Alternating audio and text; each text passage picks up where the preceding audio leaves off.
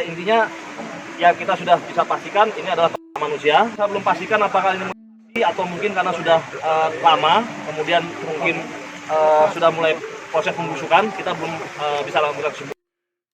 Nenek Nurhayati 65 tahun tak bisa menyembunyikan kesedihannya ketika ia teringat akan cucu kesayangannya yang bernama Astrid Aprilia yang pada tanggal 8 November tahun 2019 yang lalu izin pergi untuk fotokopi. Biasanya cucunya pergi tak akan lama, 30 menit atau paling lama 1 jam, pasti ia akan kembali. Namun kala itu Astrid tak muncul selama 2 bulan lamanya. Nek Nurhayati bukan tanpa usaha mencari keberadaan sang cucu.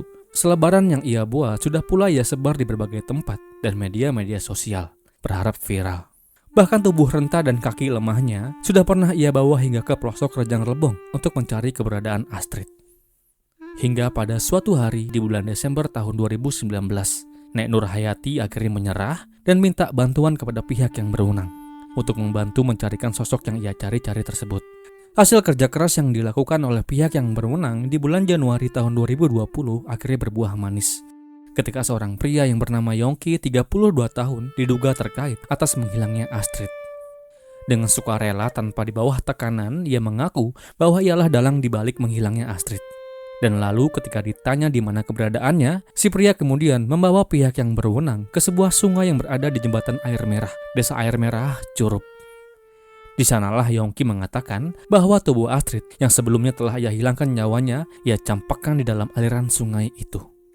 Lalu apa yang sebetulnya terjadi dan bagaimana kisah selengkapnya? Jadi begini. Astrid Aprilia, gadis manis asal Gang Palem, Kelurahan Sukaraja, Curup Timur, Bengkulu, merupakan seorang pelajar kelas 1 di SMA Negeri 2, Rejang Lebong, Curup. Di tahun 2019, ia masih berusia 15 tahun.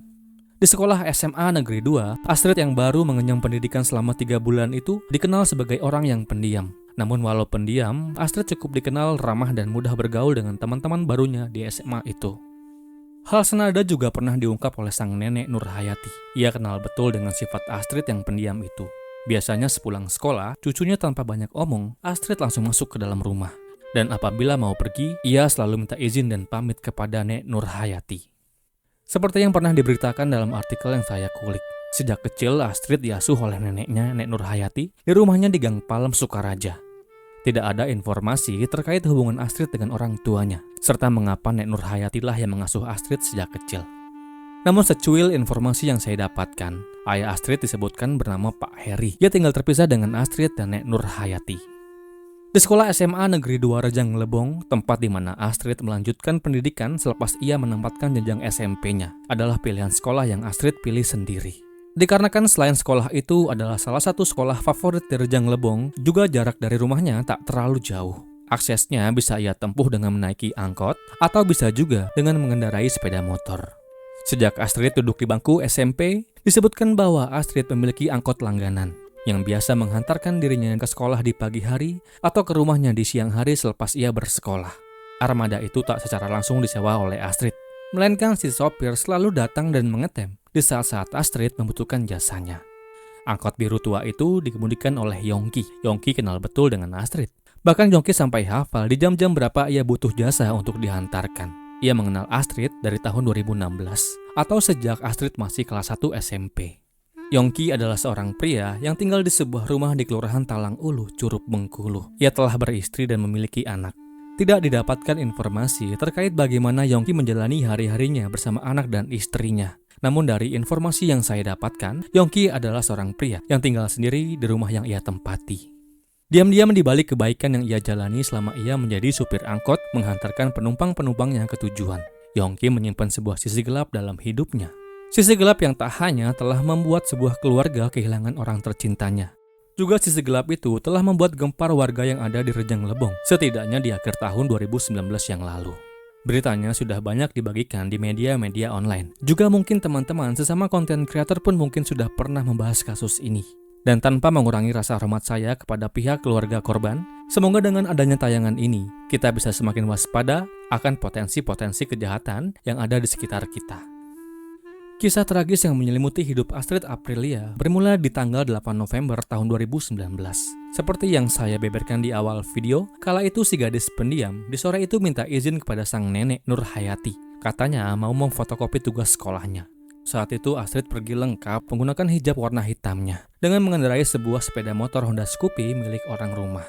Singkatnya, setelah Astrid selesai memfotokopi tugasnya, secara tiba-tiba handphone yang ia bawa berdering. Saat itu ia langsung saja melihat notifikasi panggilan yang tertampil di handphonenya itu.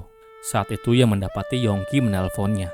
Yongki minta Astrid untuk datang ke rumahnya di Talang Ulu.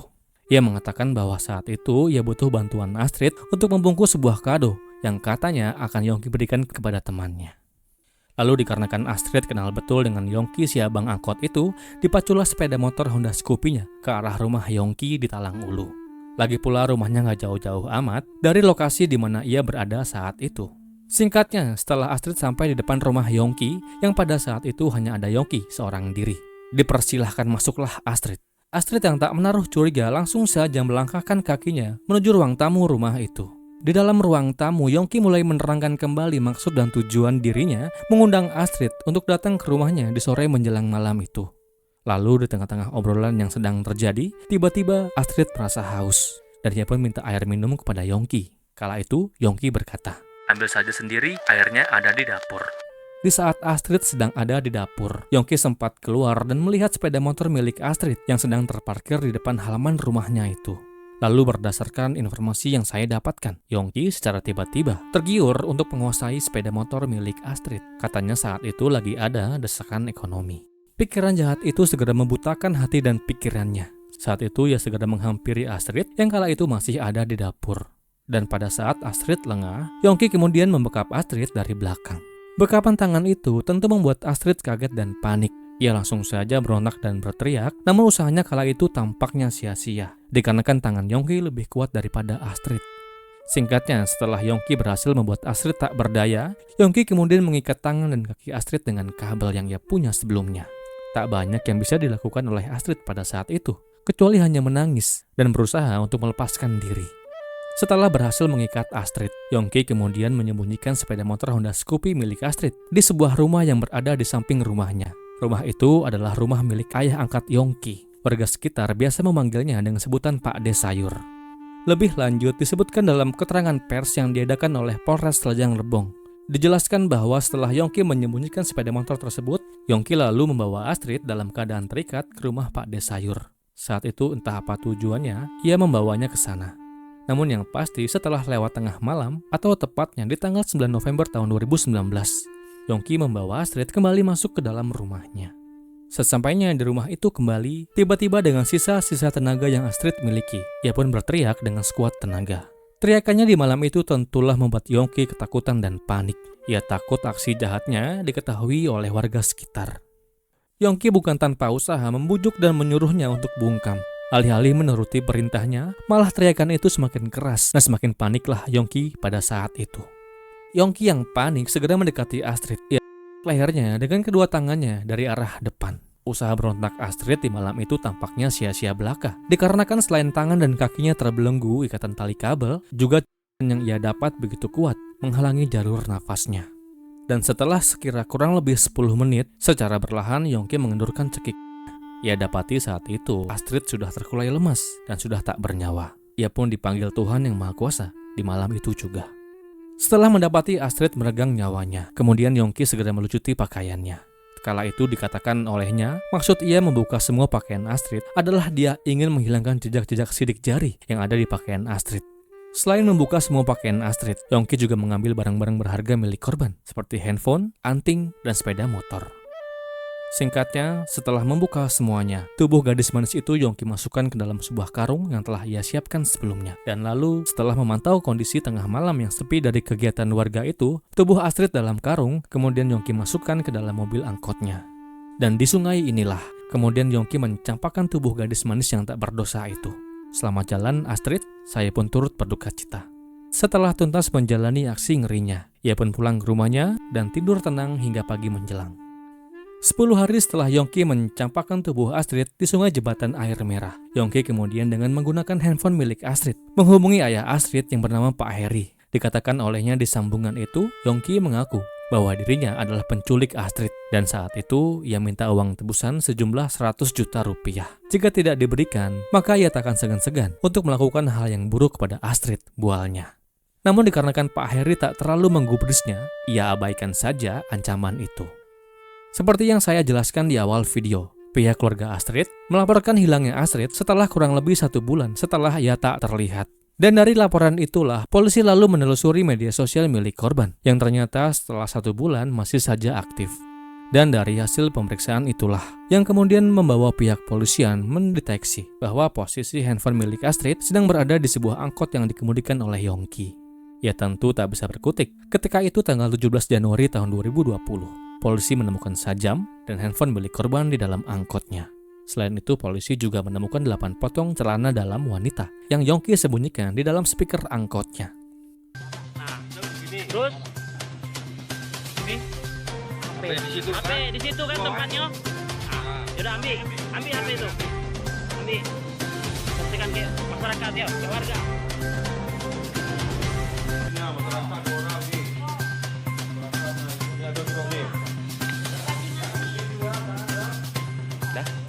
Dalam pemeriksaan yang kemudian didalami, polisi menduga bahwa Yongki mempunyai kelainan seks.